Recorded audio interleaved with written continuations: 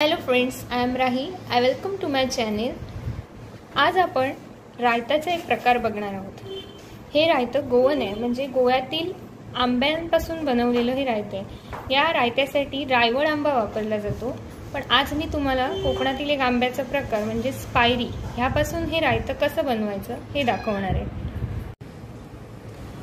येथे मी 5 मोठ्या आकाराचे पायरी आंबे घेतलेले आहेत. हे पायरी आंबे स्वच्छ धुवून आपल्याला उकडण्यासाठी ठेवायचे आहेत. साधारण मीडियम फ्लेमवर आपल्याला 10 मिनिटं हे आंबे पाणी घालून मीडियम फ्लेमवर 10 मिनिटं आपल्याला हे आंबे शिजू द्यायचे आहेत. त्यावर झाकण ठेवायचे. आंबे वाफवून घेतल्यानंतर ते आपल्याला अशा प्रकारे दिसतील. त्यानंतर आपल्याला लागणारे इतर साहित्य आहे 2 वाटी किसलेलं गूळ, 2 वाटी ओल्या नारळाचं खोबरं,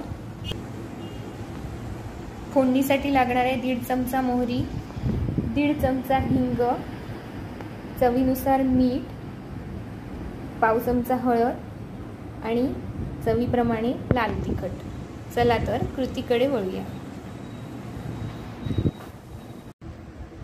हे जे आंबे आपण उकडून घेतलेले होते ते आपल्याला आता सोलून घ्यायचे आहेत. त्याची सालं व्यवस्थितपणे काढून घ्यायची आहेत. हे अशा प्रकारे आपल्याला आंबे सोलायचे आहेत.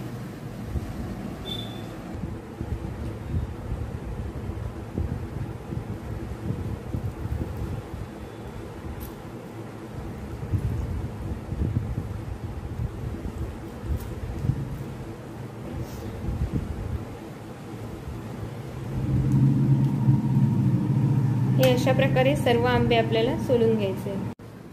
उकळून घेतलेले आंबे सोलल्यावर असे दिसणार आहेत आणि सालं आपण त्याची सगळी बाजूला काढून ठेवलेली आहे.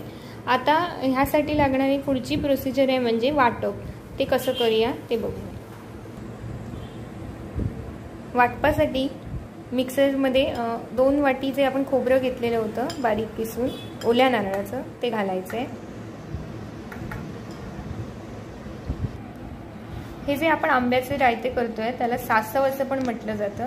ह्या सासव करण्यासाठी लागणारे जे वाटप आहे त्यात आपण फक्त खोबरं घातलेलं आहे. हे खोबरं आपण अत्यंत बारीक वाटून घेणार आहोत. ह्यात आणि काही घालण्याची गरज नाही.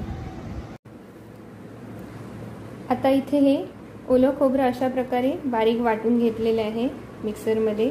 पाणी घालून आपल्याला हे व्यवस्थित वाटून घ्यायचं आहे. आणि आता आपण फोडणीची तयारी करूया.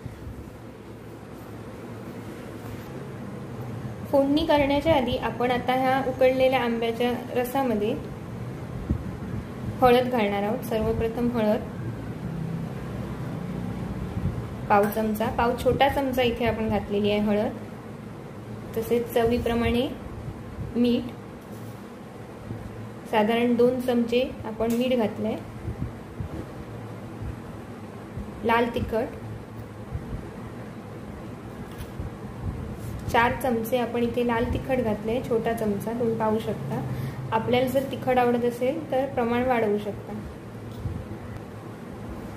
आणि 2 वाटी किसलेलं गूळ. हे सर्व गूळ आपण घालणार आहोत.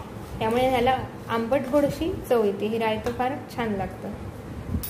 इथे आपण हे एकत्र पण घेतोय. आंब्याच्या पारी सुद्धा आपण ह्यात ठेवलेले आहे.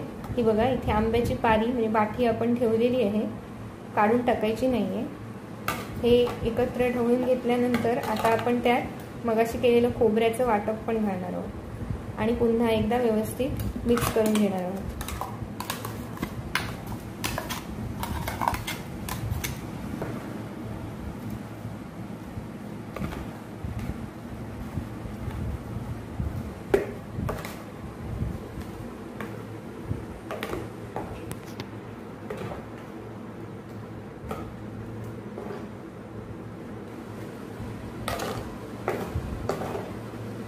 असं हे मिश्रण एकजीव केल्यानंतर आता याला आपण फोडणी देणार आहोत. त्यासाठी एका पॅनमध्ये किंवा कढईमध्ये तेल गरम करायला ठेवणार आहोत.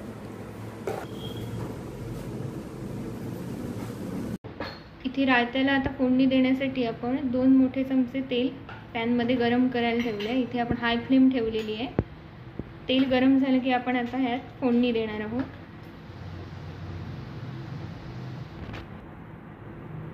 इथे आपण फोडणीसाठी मोहरी घातलेली आहे. मोहरी तडतडली की त्यात जाईल हिंग,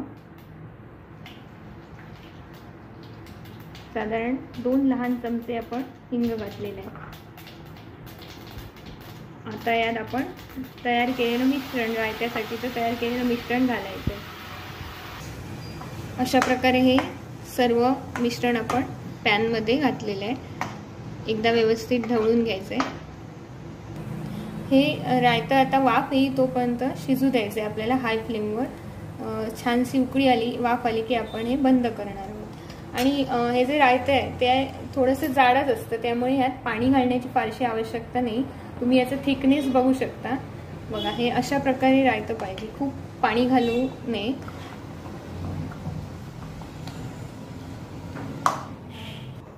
अशा प्रकारे पॅनचं झाकण बंद करून आपण हे सासव म्हणजे रायतं शिजण्यासाठी ठेवलेले आहे. हे अशा प्रकारे रायत्याला उकळी आल्यानंतर आपण ते बंद करणार आहोत. इथे व्यवस्थित शिजलेले आहे रायतं, तुम्ही बघू शकता. हे रायतं आपण आता असं गरम गरम सर्व करत आहोत. हे चपातीसोबत छान लागते. तसंच वरण भाताबरोबर ह्या रायत्याचं कॉम्बिनेशन म्हणजे आहा, मस्तच. हे बघा, रायतं मी सर्विंग बाउलमध्ये काढलेलं आहे. ही रेसिपी नक्की करून पहा आणि मला कशी झाली ते नक्की कळवा. थँक्यू.